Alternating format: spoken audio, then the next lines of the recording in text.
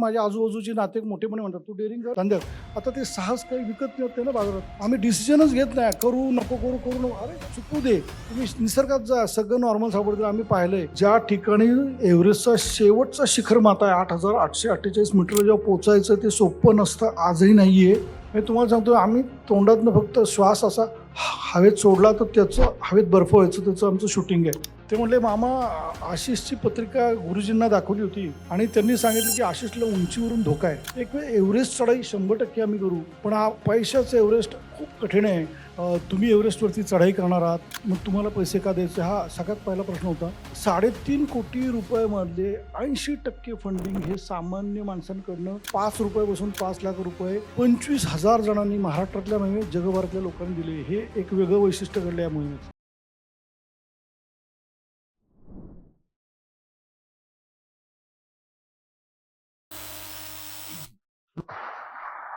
श्री उमेश मल्लिकार्जुन जिरपे ने mount Everest, mount Manaslu, mount Lhotse, mount Kanchenjunga, mount Annapurna और mount Dhaulagiri के अभियानों का सफलतापूर्वक नेतृत्व किया है और विभिन्न पर्वतारोहण अभियानों के माध्यम से युवा पीढ़ी का मार्गदर्शन भी किया है।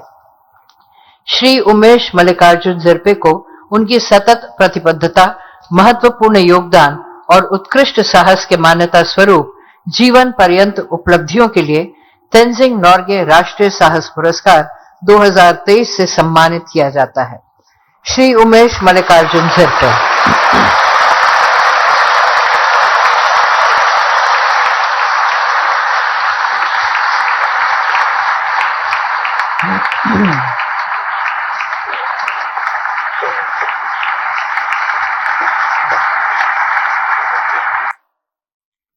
मला वाटतं जोरदार टाळ्या झाल्या पाहिजेत. खुद्द राष्ट्रपतींच्या हस्ते, आदरणीय राष्ट्रपतींच्या हस्ते हा सर्वोच्च सन्मान ज्यांना प्राप्त झालाय अशी व्यक्ती आज आपल्यासोबत आहेत. Thank you sir. आपण ऐकलंच त्याच्यात की माउंट एव्हरेस्ट. झिरपे मामांबद्दल एक मला खूप कौतुकास्पद वाटलं की ओके, मी स्वतः तयारी करतो आणि माउंट एव्हरेस्ट सर करून येतो, हा एक वेगळा भाग झाला. पण त्यांनी जे स्वप्न पाहिलं ना, ते मी एकटा नाही जाणार, मी माझी टीम बरोबर घेऊन जाणार आणि टीमच्या बरोबरीने माउंट एव्हरेस्ट सर करणं आणि त्यांना सही सलामत परत आणणं ही काही छोटी गोष्ट नाही. सो पहिलाच प्रश्न मला सर असा विचारायचा आहे की माउंट एव्हरेस्टचं गोल सेट करणं हे कसं काय मनात आलं, की म्हणजे एखादं छोटं शिखर ठीक आहे, थेट माउंट एव्हरेस्ट? नक्की, पण त्याआधी तुम्हा सगळ्यांचे मनापासून आभार मानतो.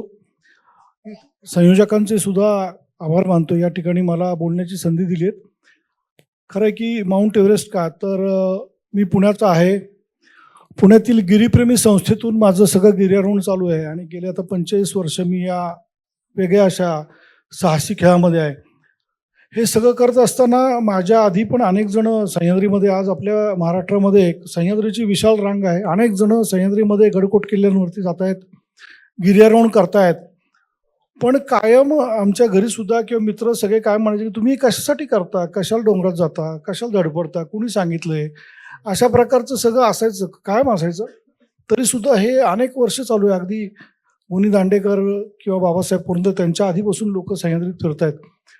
पण हे करत असताना गिरीप्रेमी जी संस्था आहे, जी आनंद पांदे, उषप्रभा वाघे या मंडळींनी सुरू केली, त्यामध्ये सगळं माझं गिर्यारोहण सुरू झालं.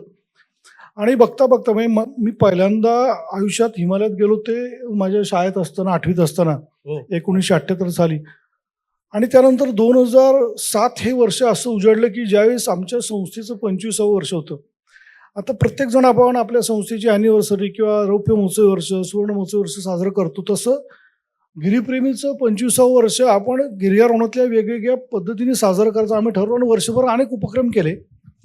आणि त्यामध्ये त्याचं कळस म्हणून एक शिवलिंग नावाचं एक खूप छान सुंदर असं शिखर आहे आपल्या भारतामध्ये. भारतातल्या गढवाल हिमालयामध्ये गंगोत्री परिसरात हे शिखर आहे. 21,500 फूट उंचीचं शिखर असलं तरी अतिशय अवघड आहे. टेक्निकल क्लाइम्बिंग ज्याला म्हणतात असं आहे. म्हणजे ते इतकं अवघड आहे की जगातल्या खूप महान गिर्यारोहकांना त्यांनी भुरळ पाडली. सर क्रिस बॉनिंग्टन ब्रिटिश गिर्यारोहक आहेत की ज्यांना इंग्लंडच्या राणीने सर ही पदवी दिली. म्हणजे कुठल्याही क्षेत्रात उच्च कामगिरी केल्यानंतर ही पदवी मिळते. गिर्यारोहणातल्या त्यांच्या कामगिरीबद्दल त्यांना ती पदवी मिळाली. तर त्यांना जगातले जे 7 पर्वत अतिशय भावले त्यात शिवलिंगचा एक खंड आहे. तर आम्ही असं ठरवलं की या शिवलिंगवरती मोहीम न्यायची. तोपर्यंत शिवलिंगवरती कुठलीही भारतीय नागरी मोहीम यशस्वी झाली नव्हती आणि ती ठरवली आणि ती यशस्वी मोहीम झाली पण. ती मोहीम पार पडली. आमच्या गिर्यारोहण जगतामध्ये त्याचं खूप कौतुक झालं. अगदी अमेरिकन अल्पाईन जर्नलमध्ये छापून आलं. त्यावेळेस व्हिडिओ नव्हते, स्लाईड आम्ही काढत होतो आणि पुण्यामध्ये असाच एक स्लाईड शो चालू होता. तो स्लाईड शो होता, अनेक जण तो पाहत होते. स्लाईड शो संपल्यानंतर माझ्या परिचित एक मावशी आल्या आणि त्यांच्याबरोबर त्यांचा जावई पण होता आणि माझ्या संघातला अविनाश कांदेकर जो त्या शिवलिंग मोहिमेतला सदस्य होता, ज्यांनी त्या शिवलिंगवरती खूप धाडस करून चढाई केली होती. तो आता पुणे विद्यापीठामध्ये प्रोफेसर आहे. तर मी त्या मावशींना ओळख करून दिली की हा अविनाश खूप चांगला गिर्यारोहक आहे, खूप साहस करून शिवलिंगवरती चढाई केली आहे. तेच त्या मावशींनी त्यांच्या जावयाची पण मला ओळख करून दिली. नुकतंच तो जावई हिमालयात 4 धाम यात्रेला जाऊन आला होता. मी अगदी मनापासून सांगतो की हिमालयात कोणीही कुठल्याही कारणासाठी जावं, मग ते धार्मिक पर्यटन असो, ट्रेकिंग असेल किंवा फिरायला जा, पर्वत चढाईसाठी जा. हिमालय नुसतं जाणं आणि पाहणं हे खूप वेगळा अनुभव आहे, नितांत सुंदर आहे तो. मग एकदा तुम्ही हिमालयात गेला तर तुम्ही त्या हिमालयाच्या प्रेमातच पडाल, इतका तो वेगळा आहे. पण मला जे काही खटकलं, मला वाईट वाटलं, दुःख याचं झालं की इतका सगळा स्लाइड शो बघितलाय, शिवलिंगवरती आम्ही काय केलं ते बघितलंय, तरी सुद्धा त्या मावशींच्या दृष्टीने ही दोन्ही माणसं म्हणजे तो अविनाश कांदेकर ज्यांनी प्राणपणाला लावून शिवलिंगवरती चढाई केली आणि त्यांचा जावई जो ज्या शेवटच्या उंचीला गेला होता, तिथं आमच्या शिवलिंगचा बेस कॅम्प तर छावणी पण लागली नव्हती. तर ही दोन्ही माणसं त्यांच्या दृष्टीने सामान्य हिमालयात जाऊन आलेली माणसं एवढंच. आणि मला एक खूप त्रास झाला. मी बेचैन झालो आणि मी ठरवलं की काहीतरी केलं पाहिजे आणि काहीतरी केलं पाहिजे म्हणजे आपल्या खेळाचं ब्रँडिंग केलं पाहिजे असं मी ठरवलं. वा. कारण माझा खेळच कुणाला माहित नाही. आणि मग तो ध्यास घेतला आणि माझ्या डोक्यात विचार सुरू, ब्रँडिंग करायचं तर काय करायचं. आणि माझ्या डोक्यात एव्हरेस्ट आलं. एव्हरेस्ट हे असं शिखर आहे की ते माहिती नाही असं कोणी नाही, जगातलं सर्वोच्च शिखर आहे, सगळ्यांना एव्हरेस्ट माहिती आहे. आणि अजून एक विचार आला की अरे आपण सहज या शिखराचं नाव बिरुद म्हणजे लता मंगेशकर यांनी गायनातलं एव्हरेस्ट आहे, सचिन तेंडुलकर क्रिकेटमधलं एव्हरेस्ट आहे किंवा अमिताभ बच्चन अभिनयातलं एव्हरेस्ट आहे असं म्हणतो. म्हणजे तो शब्द असा वापरला जातो, तो माझ्याकडे आहे, ते माझ्या खेळात आहे. आणि मी ठरलो की एव्हरेस्ट करायचं. आणि एव्हरेस्ट मग ती करायची तर भारतातली सर्वात मोठी नागरी मोहीम आपण घेऊन जायची, एक मोठी संघ, एक मोठी टीम घेऊन जायची. हा विचार मी जेव्हा माझ्या क्लबमध्ये मांडला तेव्हा तुम्हाला सांगतो खूप वेगळं झालं. सगळी मध्यमवर्गीय घरातली मंडळी आमचे आनंद पांदे त्यावेळेस अध्यक्ष होते. त्यावेळेस 2008 मध्ये मी याचं बजेट 2.5 कोटी सांगितल्यावरच काही जण स्तब्ध झाली. ते म्हणले अरे कसं शक्य आहे, जास्तीत जास्त बजेट 2-3 लाख होतं आमच्या मोहिमांचं. त्यांनी एक वेगळाच भाबडा विचार केला, 2.5 कोटीमध्ये किती मोहीम होतील. 2.5 कोटी नाही आहेत म्हटलं आपल्याकडं. पण ते म्हणले अरे उमेश हे पेलेल का. मी जर त्यांना शांत केलं, त्यांना म्हणलं मी घरी येऊन भेटतो, सगळ्यांसमोर नको. आणि मग मी त्यांना भेटून समजावून सांगितलं की आपण सगळ्यांनी मिळून जर मनात आणलं तर हे अशक्य नाहीये. पण ठरता ठरता 2011 हे वर्ष उजळलं आणि 2011ला ती मोहीम जाहीर झाली. त्यावेळेस त्याचं बजेट 3.5 कोटी इतकं होतं. वा, क्या बात आहे. एकदा जोरदार टाळ्या झाल्या पाहिजे.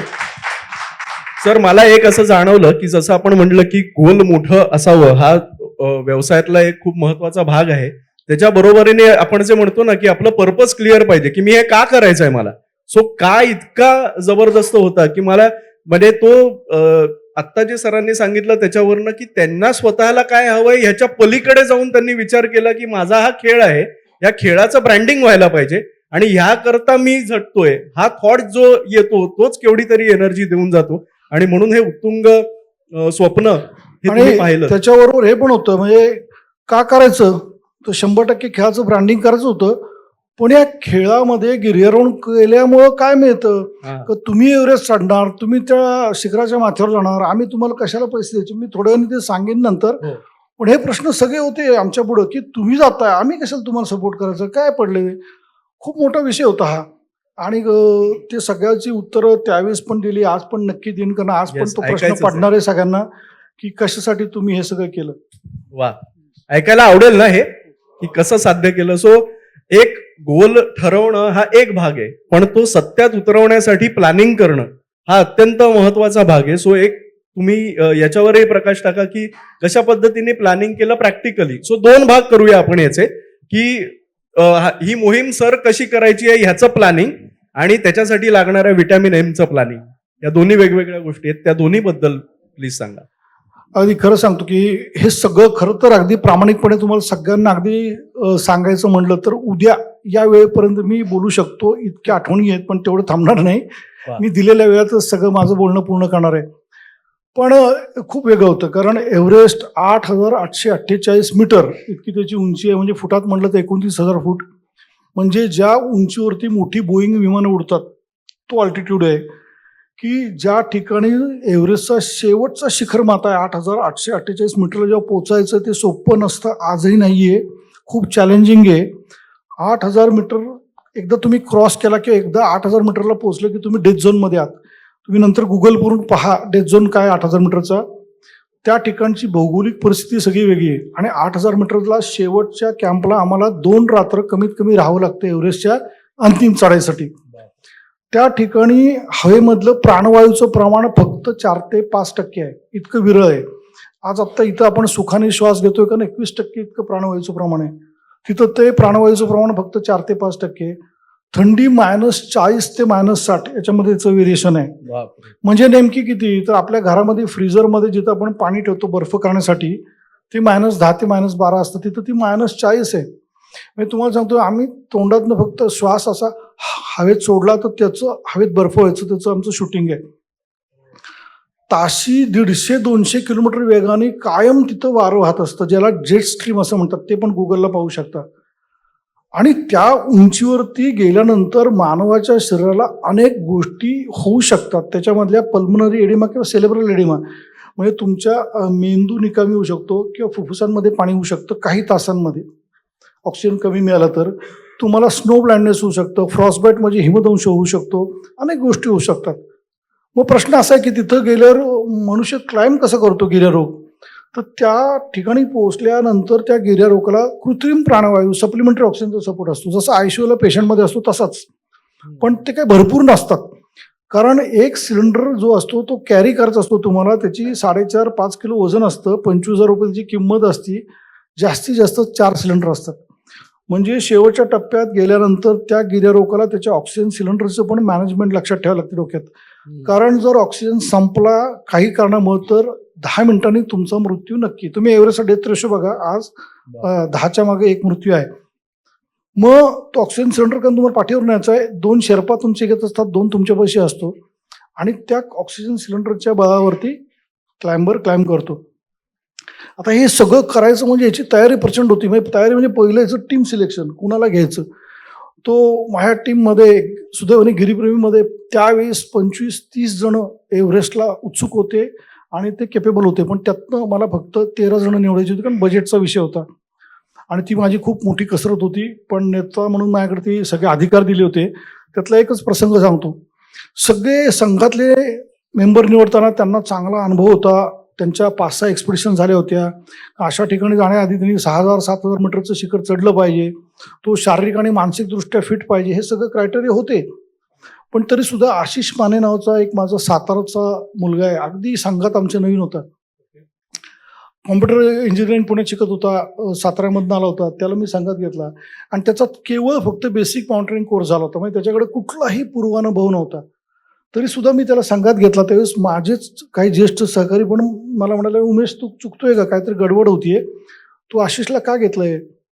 तर त्याची मागची कारणं वेगळी होती, पण जेव्हा मी ती पण सांगणार आहे. पण जेव्हा त्याला संघात घेतला त्यानंतर आम्ही प्रत्येक टीमच्या घरच्यांना, म्हणजे आई वडील भाऊ बहीण कुणाचं लग्न आलं सगळ्यांना गिरीप्रेमीच्या आमच्या पुण्यातल्या ऑफिसमध्ये बोलवून सांगितलं की ही मोहीम थोडी वेगळी आहे. म्हणजे जसं एखादा सैनिक जातो युद्धासाठी, तो परत येईपर्यंत जीवाची शाश्वती नाही, तसं काहीसं इथं आहे. पण त्यांना दिलासा दिला, आम्ही पूर्ण काळजी घेणार आहोत, पण काही गोष्टी आमच्या हातात नाही. पण एवढीच रिक्वेस्ट आहे, तुम्ही तुमच्या मनापासून तुम्ही तुमच्या या मुलाला पाठिंबा द्या, तुम्ही पूर्ण सपोर्ट. म्हणजे काळजी वाटणार आहे मला आई म्हणून वडील म्हणून, पण त्याला खेचू नका मागं. जर त्याला खेचला तर तो त्याचं 100% आउटपुट देणार नाही, तर तुम्ही सपोर्ट करा फॅमिली म्हणून, एवढं मी सांगितलं. आशिषचे आई वडीलही साताऱ्यातून आले होते आणि त्यांनी आमचं गिरप्रेमीतलं ऑफिस बघितलं आणि ते सगळे फोटो बघूनच त्यांना आधी कळे ना की आपला मुलगा पुण्यात शिकायला आहे का काय करतोय. ते पाहिल्यावर मी जेव्हा सगळं त्यांना सांगितलं तेव्हा त्या दोघांनी मला लगेच एक गोष्ट सांगितली धक्कादायक. ते म्हटले, मामा आशिषची पत्रिका गुरुजींना दाखवली होती आणि त्यांनी सांगितलं की आशिषला उंचीवरून धोका आहे. अरे आता हे ऐकल्यावर मी थांबलोच. मी त्यांना पाय पडलो, सांगितलं की माफ करा काका, पण आशिष माझ्या संघात नाही आहे. मला खूप वाईट वाटलं की एक चांगला मेंबर आहे जो ऑलिम्पिक सारखं हे एव्हरेस्ट आहे गिर्यारोहणात, पण म्हटलं आता नेमकं आशिषच्या बाबतीत काहीतरी घडेल, कावळा बसायला, आणि तुम्ही सगळा ब्लेम तुम्ही हे मोहिमेवर द्याल, तर तुम्ही नाही आहे. ते ऐकल्यावर त्यांना धक्का बसला. ते म्हणले नाही, थोडा वेळ द्या, आम्ही थोडं चर्चा करतो. डेक्कनला 1 तास 1.5 तास फिरून आले. आल्यानंतर मला रिक्वेस्ट केली, मामा मगाशी आम्ही सांगितलं ते बरोबर आहे, पण आशिषची पत्रिका आम्ही नव्हती दाखवली, आजोबांनी दाखवली, आमचं काय नाही, तुम्ही याला घ्या. मग आडेवेडे करत मी आशिषला घेतलं. आणि तुम्हाला आज मी अभिमानानं सांगतो, आशिष हा महाराष्ट्रातला पहिला यंगेस्ट एव्हरेस्टर ठरला. आणि त्यांनी नुसते एव्हरेस्ट केलं नाही, तर एव्हरेस्ट नंतर त्यांनी माउंट लोत्से, मकालू, धौलागिरी, मानसलू, कंचनजंगा 5 अष्टादरी शिखरांवरती त्यांनी चढाई केली आणि त्याला शिवछत्रपती पुरस्कार मिळाला. मकालू हे एक अत्यंत अवघड शिखर आहे, नेपाळमधलं 8,000 मीटरपेक्षा उंच, जगातलं 5वं. तो त्यावरती चढाई करणारा पहिला भारतीय ठरला. आज एका खूप मोठ्या कंपनीत कार्यरत आहे. तर अशा गोष्टी घडत होत्या. टीमचं सिलेक्शन झालं, त्याच्याबरोबर खूप तयारी, 2-2.5 वर्ष खूप वेगळी तयारी झाली होती. म्हणजे एव्हरेस्टला गेल्यानंतर तिथं 17,500 फुटांवरती अल्टिट्यूडला आम्हाला 50 दिवस राहायचं होतं. त्या अल्टिट्यूडला टिकून राहणं खूप महत्त्वाचं आहे. मग तिथं खायचं काय रोज, कारण आपली पचनशक्ती तिथं डायल्यूट होती. मग काय खायचं, कशातनं आपल्याला जास्त कॅलरीज मिळतील, प्रोटीन्स मिळेल, ह्याचा विचार करायचा. वरच्या कॅम्पला खायचं, जिथं शिजवणं पण कठीण असतं तिथं काय खायचं, शेवटच्या टप्प्यात काय खायचं, याचं नियोजन सुरू झालं. मेडिसिन कुठले वापरायचे, तिथं गेल्यावर असे काही आजार झाले तर ते ओळखायचे कसे, आपल्या मेंबर्सला पण त्याचं नॉलेज पाहिजे, आपल्याला इंजेक्शन देता आलं पाहिजे, डॉक्टर नसणार होता बरोबर, ह्याची तयारी सुरू झाली. वेदर रिपोर्ट्स कोणी बघायचे, इक्विपमेंट कुठलं वापरायचं, कपडे कुठले वापरायचे, आमच्यासाठी सगळं नवीन होतं. पहिल्यांदा सगळी माझी टीम डेथ झोनला जाणार होती. त्यावेळेस एवढे रिसोर्सेस नव्हते, गुगलवरती एवढी माहिती नव्हती, पण ही सगळी तयारी 2-2.5 वर्ष केली, कारण गोल मोठं होतं. आणि ह्या सगळ्या जोडीला 3.5 कोटी रुपये जमा करायचे होते. म्हणजे एकदा अशी वेळ आमच्यावर कितीतरी वेळ आली की आम्हाला वाटायचं की एक वेळ एव्हरेस्ट चढाई 100% आम्ही करू, पण हा पैशाचं एव्हरेस्ट खूप कठीण आहे आणि खूप वेगळी परिस्थिती आली. म्हणजे काही जण म्हणली मी माझं घर विकतो, मी माझं हे विकतो, पण मी त्यांना सांगितलं अजिबात नाही, काही करायचं नाही, हे आपण करायचं नाही. आपण पैसे जमा झाल्यावर जायचं, झालं नाही झालं तर आपण मेंबर कमी करू, पण ती वेळणार नाही. आणि खूप वेगळ्या पद्धतीने आम्ही निधी संकलन केलं. त्यातल्या पण 1-2च गोष्टी सांगतो. एक थोडंसं मी ऍड करतो निधीबद्दल बोलण्याच्या आधी. सो सरांच्या बोलण्यातनं मला आता जे जाणवलं की टीम दिसतीये, त्यांनी सांगितलं की बऱ्याच लोकांमधनं 13 जणांची टीम उभी करायची होती. सो आपल्याला व्यवसायात पण योग्य कामासाठी योग्य व्यक्ती निवडणं हे प्रचंड मोठं चॅलेंज असतं, येस ऑर नो? आणि ते निकष लावणं. सो ह्या केसमध्ये उत्तम माउंटेनियर म्हणून काय निकष असतील हे जोखले गेले आणि ती टीम उभी राहिली आणि त्या सगळ्या टीम बरोबरचा पुढचा प्रवास सर सांगतीलच. पण हेही सर व्यवसायातली एक अॅनॉलॉजी आहे. नाही, तुम्ही म्हणता ते अगदी बरोबर आहे. माझ्याकडे 25 मेंबर होते आणि त्यातले ज्यांना नाही घेतलं ते नाराज होणार होते ना, पण ते नाराज झालेले माझ्या क्लबमध्ये आजही आहेत. मला ते पाहिजे होते. म्हणजे अविनाश कांदेकर मी नाव घेऊन सांगतो, एव्हरेस्टला 100% तो योग्य होता, पण माझ्याकडे बजेट नव्हतं. पण मी त्यांना अशी काही कामं दिली की ते एव्हरेस्टच्या बेस कॅम्पला होते, मी त्या संपूर्ण प्रवासामध्ये ते एव्हरेस्टला होते. वेगवेगळी कामं त्यांना दिली आणि टीम म्हणजे एव्हरेस्ट चढायचा आनंद जेवढं ते चढलेलं झालं तेवढं त्या बेस कॅम्पला पुण्यात बसलेल्या आमच्या चंदन सावंतला पण झालं. मग ते सगळं आपल्याला करायला लागतं की ती टीम संघ म्हणजे फक्त चढाई करणार नसतो, तर पुण्यातल्या ऑफिसमध्ये इथं करणारे काम करणारे पण जे कार्यकर्ते होते ते पण माझ्या टीमचा भाग होता. त्यांच्यामुळेच हे सगळं पूर्ण होऊ शकतं, ते महत्वाचं असतं. सो उत्तम लिडरशिपचे सगळे दाखले खूप छान पद्धतीने मिळत आहेत. आणि आता तुम्ही जे म्हणालात की फंडिंग 3.5 कोटी रुपये उभे करणं आणि अशा गोष्टीसाठी की आम्हाला एव्हरेस्टवर जायचंय, कोण देईल? साहजिक आहे ना. काय होता सर अनुभव? अगदी मी म्हटलं तसंच की 3.5 कोटी रुपये समाजाने का द्यायचे, तुम्ही एव्हरेस्टवरती चढाई करणार आहात, मग तुम्हाला पैसे का द्यायचे, हा सगळ्यात पहिला प्रश्न होता. मी पुण्यातल्या प्रत्येक वृत्तपत्रांच्या संपादकांना जाऊन भेटलो आणि त्यांना विनंती केली की आम्ही जे काही करणार आहोत हे लोकांपर्यंत तुम्ही प्रभावीपणे पोचवू शकाल, माझी विनंती आहे तुम्ही ते पोचवा. माझा संघ सक्षम आहे, आम्ही 100% ही चढाई करून येऊ आणि ही चढाई आमच्यासाठी नाही देशासाठी असणार आहे. आपल्या देशाचा तिरंगा त्या ठिकाणी 100% लावला जाईल. मला सकाळमध्ये प्रश्न विचारला सकाळच्या अध्यक्षांनी की उमेश, आज समाजामध्ये अजूनही आपल्या मूलभूत गरजा अन्न वस्त्र निवारा अनेकांना मिळत नाहीये. मग समाजाने तुम्हाला 3.5 कोटी रुपये काय द्यायचे? मी त्यांना म्हणलं, अभिजित सर, मला जर वेळ देणार असेल तर मी नक्की सांगतो. त्यांनी मला वेळ दिला. आम्ही तास दीड तास बसलो आणि त्याची उत्तरं मी जेव्हा त्यांना दिली, त्यांना ती जेव्हा पटली, त्यानंतर पुण्यामध्ये, महाराष्ट्रामध्ये वृत्तपत्रांमध्ये एक वेगळी अशी स्पर्धा लागली होती. म्हणजे सकाळनी एक पान जर आमच्यावर छापलं तर महाराष्ट्र टाइम्स 1.5 पान छापत होतं. इतक्या वेगळ्या प्रकारे प्रसिद्धी मिळाली.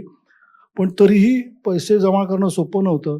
पण प्रतिसाद वाढत गेला, लोकांपर्यंत मोहीम पोचत गेली. त्याच्यासाठी आम्ही 1 वर्षात 11 इव्हेंट्स केले वेगवेगळे, तेही मी सांगेन. पण त्यातले 1-2 गोष्टी आठवणी सांगतो. म्हणजे एकदा एक फोन आला मला, पुण्यामध्ये कासेवाडी म्हणून एक भाग आहे, तिथं झोपडपट्टी आहे. मुंबईत धारावी आहे तशी ती मोठी झोपडपट्टी आहे.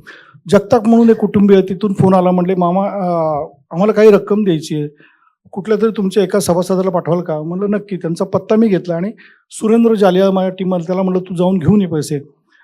तो गेला आणि तो ज्यावेळेस परत आला गिरीप्रेमीच्या ऑफिसमध्ये मीटिंगमध्ये, त्यांनी जे सांगितलं ते सगळे डोळ्यात पाणी आलं सगळ्यांचे. की तो म्हणाला, अरे आम्ही गेलो, एक 10 बाय 10ची पत्र्याची खोली होती, त्यामध्ये एक 8-10 लोक सगळी बसली होती, खूप स्वच्छ होतं सगळं. एक जण रिक्षा चालवत होता, एक आजींना पेन्शन होतं, धुणी भांड्याची काम करणाऱ्या काही बायका होत्या.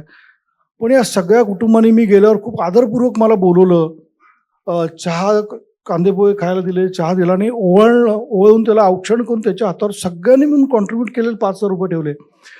तर हे एक खूप वेगळं होतं. एकदा गिरीप्रेमीच्या ऑफिसमध्ये एक वयस्कर गृहस्थ आले आणि आमचे अजित ताटे बसले होते. ते त्यांना म्हणाले की माझा मुलगा ट्रेकिंग करत होता, त्याला खूप आवड होती आणि त्याचं दुर्दैवाने एक रोड ॲक्सिडेंटमध्ये निधन झालंय. पण त्याची 10वीचे 12वीचे सगळी विधी मी रद्द केले आणि ते सगळे पैसे या मोहिमेला जाणार आहे. त्यांना काही समजत नव्हतं काय करायचं. ती स्तब्ध झाली लोक. मला फोन आला, मामा काय करू, ते असे पैसे काय करायचे, फार अवघड आहे, घ्यायचं का नाही? मी म्हणलं नक्की घ्या. जर काकांना वाटतं की ते इथं दिल्यामुळे त्यांच्या मुलाच्या आत्म्याला शांती लावेल तर ते घ्या. असे पैसे आले. एक मुलगा बॅडमिंटनची राष्ट्रीय स्पर्धा जिंकला होता, त्याला मिळालेलं बक्षीस सगळं रोख त्यांनी आणून दिलं. मुग्धा नावाची मुलगी आहे, IT मध्ये लागली होती नुकतीच, 25,000 रुपये पगार मिळाला. आपण पहिली पगार घरी आई वडिलांकडे देतो, देवापुढे देतो, ही मुलगी गिरीप्रेमीत घेऊन आली. पुण्यामध्ये एकदा एक मीटिंग करून मी आणि माझ्या सहकारी भूषण येत होतो, स्वारगेटला आम्ही आलो होतो. मला फोन आला एका महिलेचा, की म्हणलं की आम्हाला तुम्हाला पैसे द्यायचेत, मला खरं तर तुमच्या ऑफिसला येऊन द्यायचेत, पण तिथे येण्यासारखी माझी परिस्थिती नाही, तर तुम्ही कुणाला पाठवाल का? मी त्यांना विचारलं तुम्ही कुठं राहता? तर ते म्हणले मीरा सोसायटी. तर शंकरशेठ रोड म्हणून भाग आहे आणि मी जिथं होतो स्वारगेटला तिथून तो जवळ होतं. मग मी त्यांना म्हणलं येऊ का मी आत्ता, आम्ही दोघं आहोत इथं. ते म्हणलं अवश्य या. मी जेव्हा त्या सोसायटीत गेलो, त्यांच्या घरापाशी गेलो, तर आतलं दृश्य बघून स्तब्ध झालो. कारण आतमध्ये खोलीमध्ये एक महिला, पूर्ण पायाखालचा सगळा भाग बँडेजमध्ये, दुर्गंधी सुटलेली, औषधांचा वास आहे, शेजारी एक नर्स उभे आहेत. त्या मला म्हणतात तुम्ही योग्य ठिकाणी आलात, मीच आहे ती फोन करणारी. मला असं काय तुम्ही बघू नका, मला जो आजार झाला आहे तो विचित्र आहे, त्याच्यावरती महिना 3-4 लाख रुपये खर्च होतो उपचारांवरती, तो झाला तरी तो बरा होणारा नाही आहे, पण मी त्यातले पैसे काही तुम्हाला, आणि त्यांनी माझ्या हातात 1 लाख रुपयाचा चेक ठेवला. मी त्यांना विचारलं, त्यांनी मला एकच अट सांगितली, आजही मी त्यांचं नाव सांगत नाही. ते म्हणजे एकच अट आहे, माझं नाव कोणाला सांगायचं नाही. आणि मग नंतर मला थोडी चौकशी केल्यावर कळलं की औंध संस्थान जे आहे तिथल्या त्या घराण्यातले ते आहेत, त्यांनी पुढच्या आमच्या 8ही मोहिमेनं पैसे दिले. तर खूप वेगवेगळ्या प्रकारे लोकांनी मदत केली. एक आजोबा आहेत पुण्यामध्ये, आजही आहेत, अनिल दांडेकर, नुमुई शाळा आहे पुण्यातली खूप जुनी, त्या शाळेचे प्राचार्य, त्यांनी एक व्रत घेतलं, शबनम अडकवायचे आणि रोज आपल्या माजी विद्यार्थ्यांकडे जायचं नाही, एव्हरेस्टला पैसे मिळाल्याशिवाय जेवणार नाही असं व्रत घेतलं. 7 लाख रुपये त्या आजोबांनी गोळा करून दिले. अशा कित्येक गोष्टी घडल्या आणि फंड रेझिंग झालं आणि फायनली आम्ही एव्हरेस्टला निघालो. 3.5 कोटी रुपयामधले 80% फंडिंग हे सामान्य माणसांकडनं, 5 रुपयापासून 5 लाख रुपये 25,000 जणांनी, महाराष्ट्रातल्या नव्हे जगभरातल्या लोकांनी दिले. हे एक वेगळं वैशिष्ट्य घडलं या मोहिमेचं. म्हणजे ऍक्च्युली खऱ्या अर्थाने क्राऊड फंडिंग हे लाभलं या प्रोजेक्टला. आता मगाशी जे आता मामांनी सांगितलं की प्लॅनिंग म्हणजे एक विटॅमिन एमचा भाग झाला, त्याची तयारी आणि प्लॅनिंग इतकं मायक्रो डिटेलिंग की कधी काय खायचं आहे आणि काय आपण कुठे थांबणार आहोत त्याची तयारी, हे सगळं प्लॅनिंग कागदावर दिसताना तर ओके दिसतं, पण आय एम शुअर की एकदा ती मोहीम चालू झाली आणि त्याची सुरुवात झाल्यानंतर अनपेक्षित गोष्टी अनेक घडल्या असतील आणि खूप चॅलेंजेस आले असतील. सो काही 1-2 चॅलेंजेस जे तुम्ही अनुभवलेत आणि त्याच्यावर मात कशी केलीत, कारण व्यवसायात पण सगळं ठरवतो तसं होत नाही, आणि ते नाही झालं तर त्याच्यावर मात कशी करावी हेही आहेच. तिकडे जाण्याच्या आधी मी थोडं, आता इथं सगळेच मला माहिती आहेत की वेगवेगळे व्यवसायातली लोक आहेत आणि काही करू इच्छिणारी आहेत, तर नक्की सांगेन. कारण आमच्यासाठी म्हणजे बऱ्याच वेळा हे सगळं आहे ना, एव्हरेस्टमध्ये जे अनुभवलं, अनेक कंपन्यांमध्ये आम्ही बोलत जातो त्यावेळेस हे रिलेट होतं.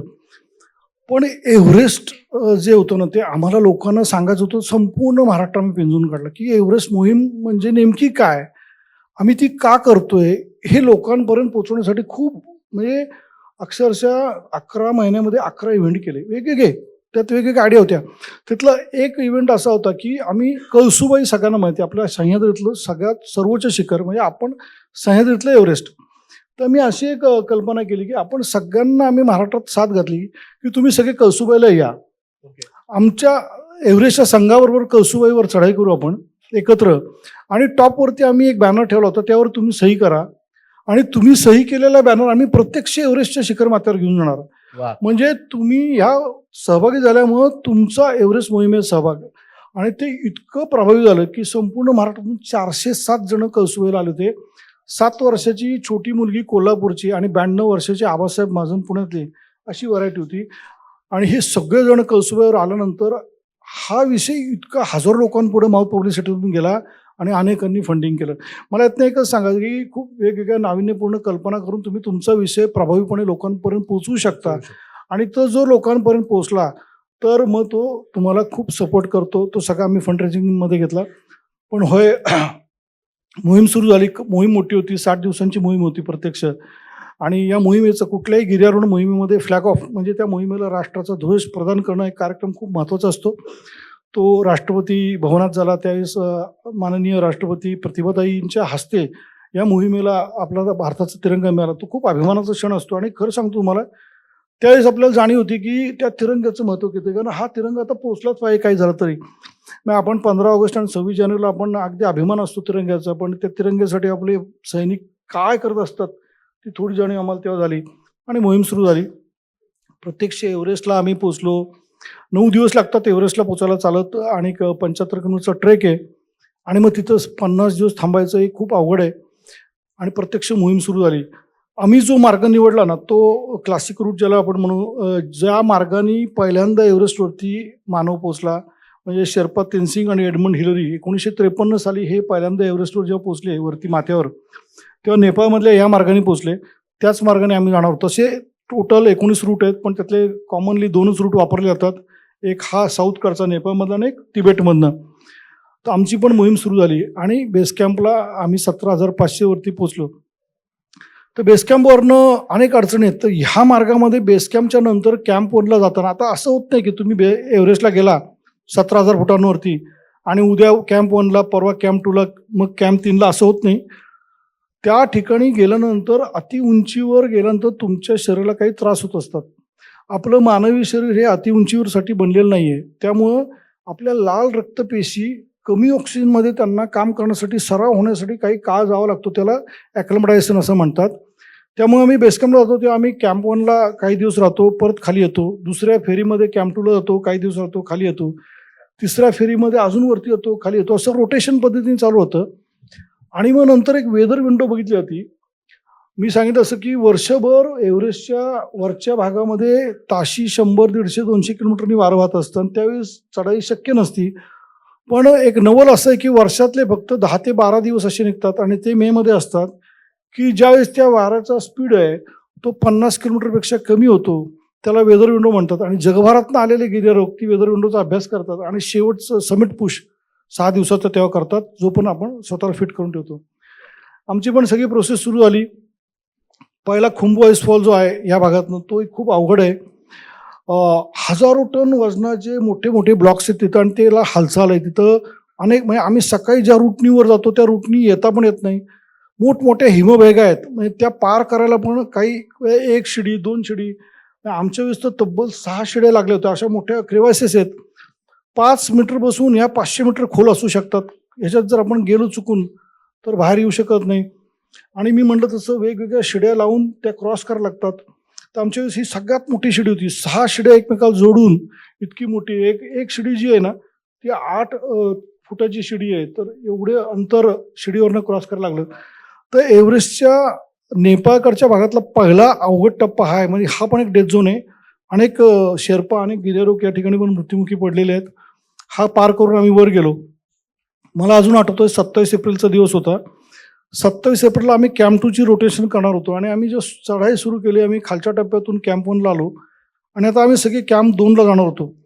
कॅम्प 2ला जेव्हा जायचं आहे तर उजव्या बाजूला नुपसे नावचं शिखर आहे आणि ते दिसत होतं जवळ नुपसे शिखर.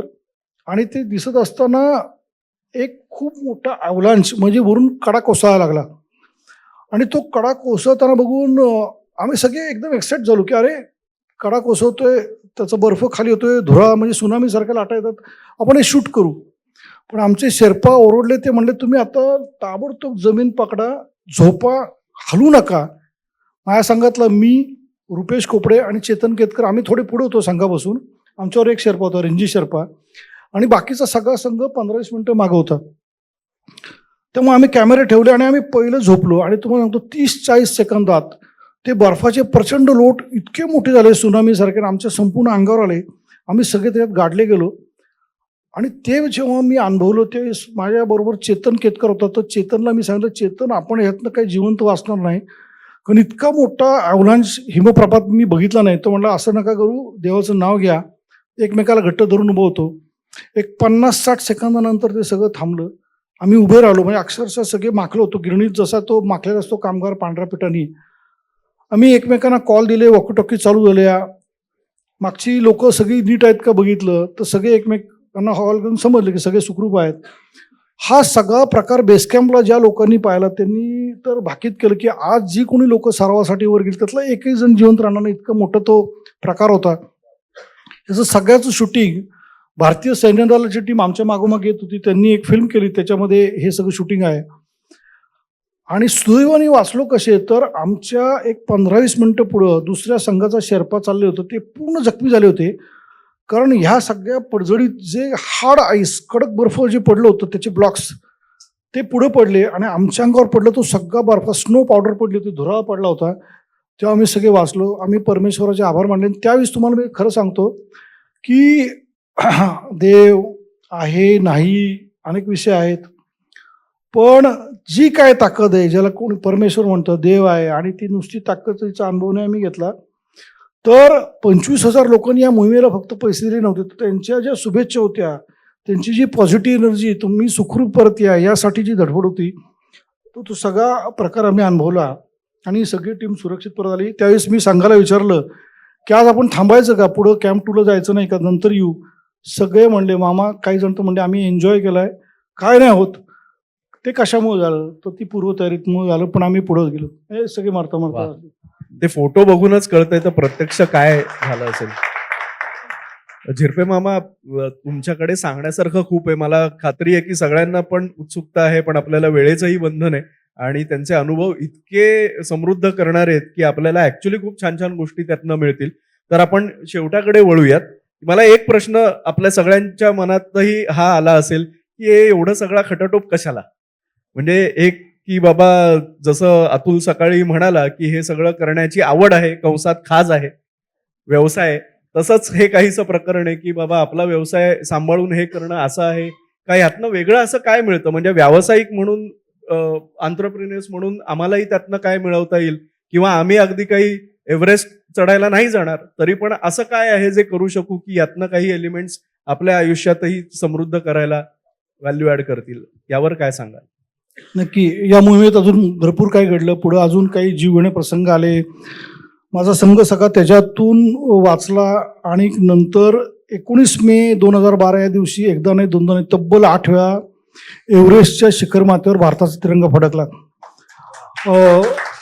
भारतीय गिर्यारोहणामध्ये एक इतिहास घडला की असं कधी झालं नव्हतं की एका संघातून 8 जण एका वेळेस एव्हरेस्टच्या शिखरावर पोहोचले. ते एक रेकॉर्ड घडलं. आम्ही सगळे पुण्यात आलो, सुखरूप आलो. आणि तुम्ही म्हणता ते खरंच आहे की हे सगळं कशासाठी केलं. आधीही लोक विचारत होती, त्यानंतरही लोकांनी विचारलं, वर गेल्यानंतर काय मिळालं, कशासाठी हे केलं. तर यामागचं नक्की सांगायला मला आवडेल. का असतं की हे करणं हे एक ॲडव्हेंचर स्पोर्ट्समधलं एक्स्ट्रीम आहे सगळं. पण आम्हाला असं काय वाटतं हे सगळं केल्यानंतर की आपल्या सगळ्या समाजातल्या सगळ्यांनी, विशेषतः तरुणांनी, मुलांनी आपल्या आयुष्यात साहस केलं पाहिजे. आणि का केलं पाहिजे तर आपली संस्कृती जी आहे ना, ज्याच्यामध्ये आपली वाढ झाली ती चुकीची नाही आहे. पण आपल्याला खूप प्रोटेक्शनमध्ये आपण वाढलो. म्हणजे आजही बघा, आपण सगळ्या मुलांना, आपली आजी म्हणते की थंडी पडली तर बा 2 कानटोप्या घाल, पाऊस आला तर नको भिजू नको, आजारी पडशील. सायकल मुली असल्या तर अजून जपतो आपण, नको नको सायकल चालवू नको, पडशील, रस्त्यावर ट्रॅफिक खूप आहे. मग असं नको नको करत आपण मुलांची आपल्या वाढ करतो. आणि मुलं काय करतात, तर मुलं नुसती रेसमध्ये आहेत. म्हणजे टक्के तुम्ही विचारा, आज टक्के विचार तर 100% पण मार्क पडायला लागलेत. 99.99 होते कालपर्यंत, आज 100% मार्क, इतकी रेस आहे सगळी टक्क्यांची. आणि याच्यामध्ये काय होतंय, खूप हुशार होतात मुलं. पण प्रत्यक्ष जेव्हा आता त्यांना व्यवसायामध्ये उभं राहायचंय, करिअर करायचंय, नोकरी करायची, त्यावेळेस छोटंसं आलेलं अपयश पण आम्ही सहन करू शकत नाही. म्हणजे मी कामाला आहे आणि माझा बॉस बोलला तरी मला ते अपयश सहन होत नाही. माझ्या व्यवसायात मला कुठेतरी लॉस झाला, कुठेतरी धक्का बसला, तरी तो मला पेलता येत नाही. आणि एवढं काय, नवरा बायकोचं छोटं भांडण पण आत्महत्यापर्यंत जातं. मग हे का होतं? मग बाहेरच्या जगात का चाललंय वेगळं? बाहेरच्या जगात तुम्ही बघा, शनिवार, रविवार, शुक्रवारी त्या लोकांना विकेंडची वेळ असतात. आणि विकेंडचे प्लॅन म्हणजे काय, बंजी जम्पिंग करतील, स्कुबा डायव्हिंग करतील. म्हणजे पूर्वी आम्ही म्हणतो हे सगळं आचरटपणा आहे. आचरटपणा नाहीये. हे साहस करणं आचरटपणा बिलकुल नाहीये. हा सगळ्यांनी आचरटपणा केला पाहिजे. कारण आपल्या प्रत्येक व्यक्तीमध्ये एक आतमध्ये साहसी माणूस आहे. आम्ही काय करतो, आम्हीच ठरवून देतो की आमची ही चौकट आहे, बस मी एवढं काम ड्रॉइंग छान काढतो, मी एवढं लिहिण्याचं कंटेंट लिहिण्याचं काम. अरे नाही, तुझ्यामध्ये इतकी प्रचंड शक्ती, तू वाटेल ते काम करू शकतो. पण त्याची जाणीव आम्हाला कधी होणार, तर अशी काहीतरी साहसी कृती केल्यावर होती. आणि अशी करायची म्हणजे प्रत्येकाने इथल्या एव्हरेस्ट चढायची काही गरज नाही. पण थोडं साहस करा, थोडं तुमच्या आजूबाजूच्या डोंगरांमध्ये जा. आज इतके सुदैवी आहोत आपण, आपल्या महाराष्ट्रात इतके किल्ले, इतक्या घाटवाट्या, इतके सुंदर डोंगर आहेत. कुठेही एक दिवस जा. नक्की तुम्ही ऐकून काही जण जातात आणि म्हणता, अहो झिरपे तुमचं ऐकलं आणि गेलो, हातपाय दुखणार ना बरं का पहिल्या दिवशी. पण ते हातपाय दुखले तरी तो डोंगर चढून गेल्यावर, तो किल्ल्यावर पोचल्यावर तुम्हाला जे वाटेल ना, ती जी तुमची भावना अचिव्हमेंटची आहे ती तुम्हाला बदलून टाकेल, की अरे हे मी करू शकले, इथं मी हे बघू. आणि तुम्ही जे वर्ण बघणार आहात ना, ते हा अनुभव घेण्याचा विषय. मी इथं 2 तास बसलो तरी सांगू शकत नाही तिथं एव्हरेस्टच्या डोक्यावर पोहोचल्यावर मला काय मिळालं. तर ह्यानी माणूस बदलून जातो, तुमचा कॉन्फिडन्स वाढतो, तुमची माउंटेनिअरिंग या आम्ही याला लाईफस्टाईल म्हणतो, जीवनशैली आहे. आणि त्याच्यातनं इतकी बदल होतात माणसामध्ये, तुम्ही तुमच्यातले नेतृत्व गुण बाहेर येतात, तुम्ही डिसिजन घेऊ शकता. आम्ही डिसिजनच घेत नाही, करू नको करू, करू नको, अरे चुकू दे. तुम्हाला धोके आले ना, तुम्ही त्याच्यावर मात करू शकता. ह्या सगळ्या गोष्टी ह्याच्यातून येतात. त्यामुळे आम्ही अशा प्रकारचे अभ्यासक्रम गिरीप्रेमींनी पुण्यामध्ये garden Giripremi institute of mountaineering सुरू केली आणि त्यातनं हे सगळं सुरू केलं आहे. आणि हे नक्की करावं. परदेशामध्ये तुम्ही 5-4 महिने, मुलगा जाऊ दे, 4 दिवसाच्या बाळाला पण पोहण्याच्या तलावात टाकतात. आम्ही 4 महिने तर त्या 4 भिंतीतून बाहेर काढत नाही. आणि मग कसं मी मूळ, आणि हेच माणसं माझ्या आजूबाजूचे नाते मोठेपणे म्हणतात, तू डेअरिंग करा धंद्यात. आता ते साहस काही विकत मिळते ना बाजारात. बरोबर आहे. स्वामी विवेकानंदजी काय म्हणायचे, की माझा देश भारत हा बलाढ्य झाला पाहिजे, माझा तरुण साहसी झाला पाहिजे. तो फक्त वाचनाने होणार नाही. वाचनाचं महत्व आहे, पण कृतीची आवश्यकता. आणि आम्हाला काय वाटतं, की ही कृती करण्याचं एक चांगलं ठिकाण गिर्यारोहण आहे. तो आम्ही अनेकांना ते सांगत असतो, आपण सुद्धा ते करा. आणि त्यासाठी गिरीप्रेमी सदैव बरोबर आहे. क्या बात आहे. एकदा जोरदार टाळ्या सरांच्या अनुभवांसाठी. आणि तुम्ही म्हटलं तसं मला खात्री आहे की एवढ्या गोष्टी आहेत. म्हणजे ज्या वेळेला मी सरांची फोनवर बोललो त्यावेळेला मला असं लक्षात आलं की ऍक्च्युली 2 तास कमी पडतील एवढं आहे त्यांच्याकडे सांगण्यासारखं. पण लिडरशिपचे अत्यंत प्रॅक्टिकल आउटपुट्स आणि जे काही शिकणं आहे ते यातनं मिळालं. आणि मला एक सांगायला नक्की आवडेल, शेवटचं 1 मिनिट घेऊया, की आपण जे व्यवसायात म्हणतोय की नवीन लीडर्स घडवणे हे खरं लीडर्सचं काम आहे. तर ऍक्च्युली सक्सेशन प्लॅनिंग त्यांनी त्यांच्या लेवलला सुरुवात केलेली आहे. त्याबद्दल 1 मिनिटं त्यांनी बोलावं आणि आपण कन्क्लूड करूयात सेशन. नक्की. त्यापूर्वी फक्त एकच सांगेन, तुम्ही सगळेजण, सगळ्यांचे वेगवेगळे प्रोजेक्ट्स आहेत, सगळ्यांची टार्गेट्स आहेत. म्हणजे प्रत्येकाचं एक आपल्या आयुष्यातलं एव्हरेस्ट ठरलं असतं आणि ते आपण गाठत असतो. त्यासाठी आपण मार्ग चालू असतो आपला. त्यामध्ये अडचणी पण येत असतात, पण त्या अडचणींवर मात करू शकतो आपण. ते कधी करू शकतो माहिती का? परत मी सांगेन, थोडं आयुष्यात साहस करा. म्हणजे मी सांगतो, अनुभवातून सांगतो. माझ्या वयाच्या 8व्या-9व्या वर्षी मी सुरू केलं. पुण्यामध्ये आबासाहेब महाजन हे ग्रस्त होते. वय वर्ष 97. 96 वर्ष 6 महिने असेपर्यंत आबासाहेब माझं दर रविवारी सिंहगड चढत होते. त्यांना तुम्ही जर बघितलं असतं ना, एक 4 वर्षापूर्वी त्यांचं निधन झालं, तर त्यांना बघून सुद्धा एनर्जी येत होती. 96 वर्षापर्यंत हे गृहस्थ वर्षातनं 2दा हिमालयामध्ये 14 ते 15,000 फूट अल्टिट्यूड पर्यंत जायचे. गुगलला सर्च करून बघा. वा. मग हे आबासाहेबांना विचारले, आबासाहेब हे कुठून तुम्हाला एनर्जी येते? तर आबासाहेब त्याचं सगळं श्रेय आयुष्यभर केलेल्या गिर्यारोहणाला द्यायचे. गिरीप्रेमीची स्थापना ज्यांनी केली उषप्रभा पागे, आज त्यांचं वय 82 आहे, आकाशवाणीचे एक्स डायरेक्टर आहेत. आजही ते हिमालयात आहेत. एक 4 वर्षापूर्वी त्यांचे एकच मिनिटं घेतो, गुडघे दुखत होते. मला म्हणले, उमेश दवाखान्यात जाऊयात. मी गेलो डॉक्टरांकडे. डॉक्टर नेहमीप्रमाणे म्हणले, वय 76 होतं, दोन्ही गुडघ्यांचे ऑपरेशन करा. त्यांनी मला खाली चिमटा काढल्यामुळे बाहेर चालायला अक्कल आहे का? कारण डॉक्टर मी म्हटलं यांनी काळजी काय घ्यायची, तर डॉक्टर म्हणले त्यांनी पायरी पण नाही चढायची. ते म्हणले माझं आयुष्य डोंगरात चढणं जाणं बाहेरचं. आल्यानंतर कुणी सांगितलं तेल लावा, कुणी म्हणलं काय शॉक घ्या, काही झालं नाही. पण एक योगाचे शिक्षक मिळाले, त्यांनी त्यांना सांगितलं गुडघे तिथंच आहेत पण आपण आजूबाजूचे मसल स्ट्रेंथनिंग करू. काही व्यायाम सांगितले, 1.5 वर्ष केले. आणि त्यानंतर वयाच्या 78 वर्षी आफ्रिका खंडातलं सर्वोच्च शिखर किलीमांजारो उषाताई चढून आलेत. आज आहेत त्या आमच्यावर फिरतात. त्यामुळं मी तुम्हाला खात्रीपूर्वक सांगतो, थोडंसं डायबिटीज आणि बीपी तुम्ही काळजी करू नका. तुम्ही हे सगळे शहरी आजार आहेत. तुम्ही निसर्गात जा, सगळं नॉर्मल सापडतं, आम्ही पाहिलंय. पण जरूर थोडं साहस करा. खूप काही करायचं असेल तर आम्हाला विचारा, पण नक्की करा. तुमचं आयुष्य बदलून जाईल आणि हे करण्यासाठी आम्ही सगळे झटतोय.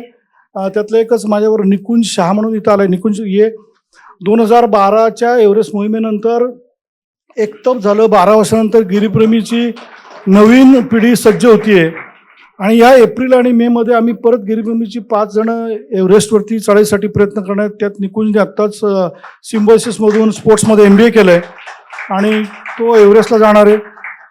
एक खूप मोठा खर्च आहे, पण मी तुम्हाला नक्की सांगतो ही खूप चांगली तयारी करतायत. आपण पण अवश्य त्याला आर्थिक पाठबळ आणि आशीर्वाद द्या. आणि ते कशासाठी, तर जेव्हा हे परत येतात आणि समाजामध्ये बोलतात आणि लोकांमध्ये मिसळतात, तर त्याच्यातून अनेकांना प्रेरणा मिळते, अनेकांना ऊर्जा मिळते. म्हणजे एखादा सैनिक जसा आपण भेटतो, एखाद्या कर्नलला भेटतो, एखाद्या मेजरला लढाई करून आल्यावर भेटतो आणि त्याच्याकडनं जेव्हा ते गोष्टी ऐकतो तेव्हा माझ्या जगण्यात एक ऊर्जा येते. मी पुढे पण आयुष्यात काहीतरी करण्याचा ध्यास घेतो. तसं या मुलांच्या बाबतीत घडतं, मी पाहतोय, अनुभव घेतोय. तर आपण तो द्यावा आपला आर्थिक पाठिंबा अशी आपल्याला विनंती करतो आणि थांबतो. धन्यवाद.